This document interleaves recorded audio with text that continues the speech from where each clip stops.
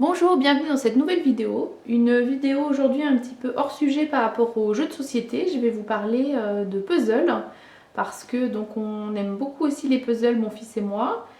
Et il y a deux types de puzzles qu'on a découverts qui sont un petit peu différents des puzzles classiques. Et notamment celui-là, les escape puzzles de Ravensburger qui se rapprochent un petit peu des escape games, on va dire, en termes de thème. Donc on avait découvert ça par hasard en commandant des puzzles. Je trouvais que le dessin, je vous montre plus près, était très sympa. C'est un observatoire avec plein de livres. Voilà, il y a un télescope au milieu. Et je trouvais qu'il était sympa. Et puis en lisant la description, j'ai vu donc il y avait des énigmes qui étaient dans le puzzle. Je me suis dit bah écoute pourquoi pas, ça peut être sympa, on va tester ça. Les fameux quelques euros qu'on rajoute pour économiser les frais de port quand on commande quelque chose. Et puis bah, finalement c'était une belle découverte.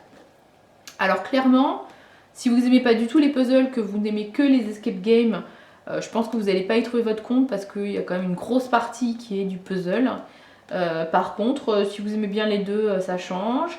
Et puis bah, si vous aimez les puzzles et que vous avez envie de tester d'autres types de puzzles, ça peut être très sympa.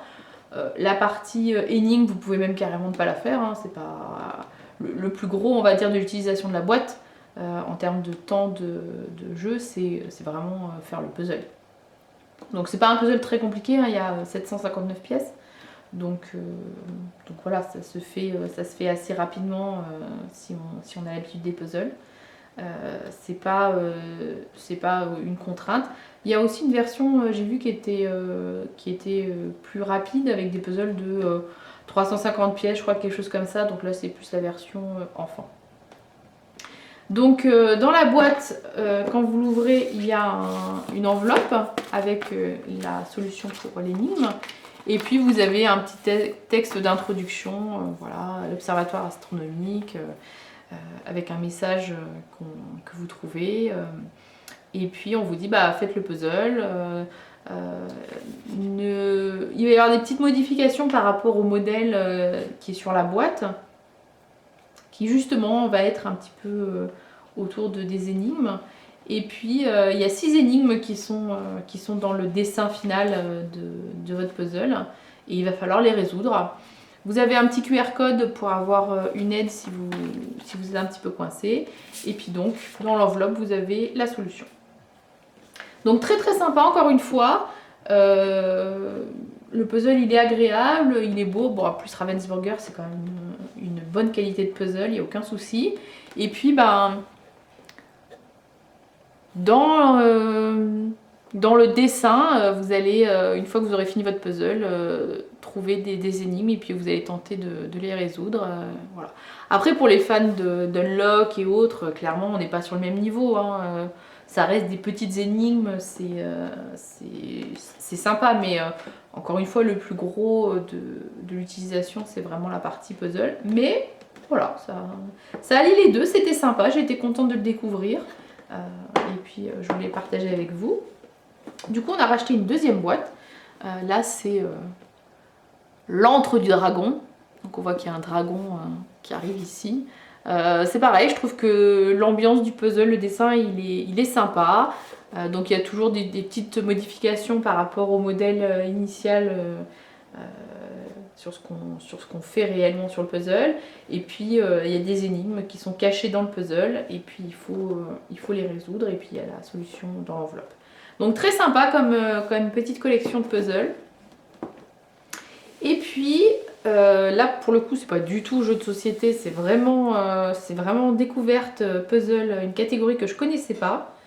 Moi je connaissais les puzzles classiques, voilà, 1000 pièces, 2000, peu importe. On reconstitue le dessin et puis voilà.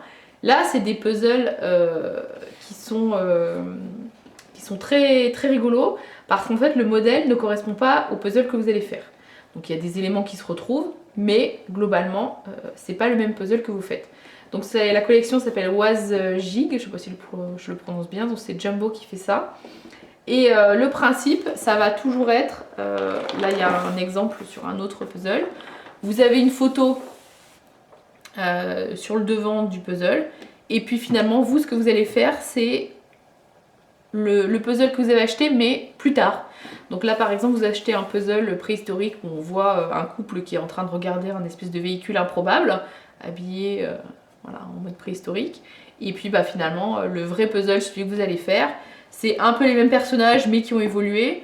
Et surtout, bah, c'est plus tard dans le temps, donc avec un modèle différent. Donc je trouve que le principe, il est très sympa. Ça change. Donc là, celui-là, c'est une scène voilà, dans un pub. Et puis le vrai puzzle qui est à l'intérieur, c'est certains personnages, mais qui ont un peu évolué, des personnages qui ont disparu. Le billard, par exemple, n'y est plus. Voilà. En plus, j'aime bien cette ambiance sur les puzzles de façon générale, quand c'est un peu des personnages un peu style cartoon, avec plein de petits détails très sympas à regarder. Là, par exemple... sur celui-là, mais qui va pas être le modèle qu'on fait, mais quand vous regardez, il y a des shops de bière avec des petits personnages au mur qui sont très rigolos. Enfin, voilà, il y a plein de détails. Et en plus, finalement, c'est pas ce qu'on fait réellement. On fait cette scène-là, mais à une autre époque. Et je trouve le principe très sympa. Ça change vraiment des puzzles. Après, il faut aimer faire un peu les puzzles à l'aveuglette. Il faut pas vouloir se dire bon bah tel piège je la pose là parce que ça correspond pas. Alors il y a quand même des éléments qu'on retrouve hein, et c'est aussi rigolo de comparer les scènes une fois qu'on a fini en disant ah bah tiens tu vois ce personnage là il est devenu ça. Donc voilà, très rigolo. Et dans la même collection il y a plusieurs gammes. Je vois pas forcément trop la différence mais enfin bon. Là c'était Destiny et là c'est Original Puzzle.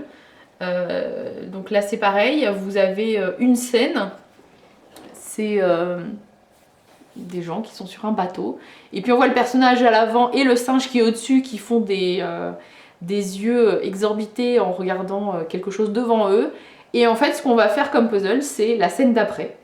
Qu'est-ce qui se passe, pourquoi est-ce qu'ils sont comme ça, et quelle va être la scène d'après. C'est un peu comme si vous aviez je sais pas, une bande dessinée et puis vous voyez cette bulle là et vous allez devoir construire la bulle suivante. Donc là clairement c'est juste la scène d'après, donc il y a des personnages qui vont être tels quels, c'est pas comme dans là où par exemple sur la version préhistoire où les personnages avaient évolué dans le temps, donc ils changeaient.